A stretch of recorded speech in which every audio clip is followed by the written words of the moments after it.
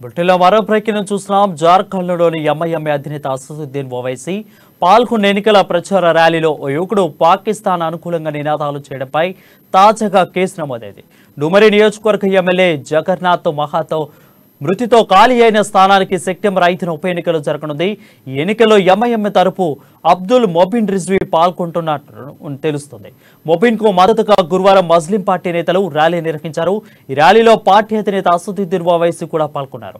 అయితే ఓవైసీ ప్రసంగిస్తున్న సమయంలో ర్యాలీకి హాజరైన ఓ యువకుడు పాకిస్తాన్ అనుకూల నినాదాలు చేశాడు. ఇందుకు సంబంధించిన వీడియో సోషల్ మీడియాలో వైరల్ గా మారింది.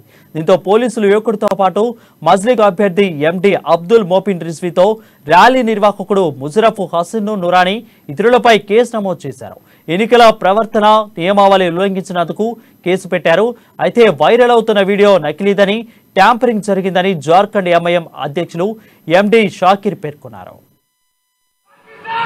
अरे जिंदा अभी ठहरो, सुनो, तुम शाकिर साहब लेके आएगा, तुमको सुनो हमारी बात।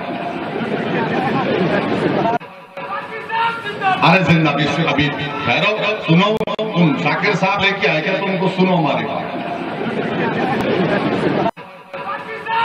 अरे जिंदा अभी ठहरो, सुनो, तुम शाकिर साहब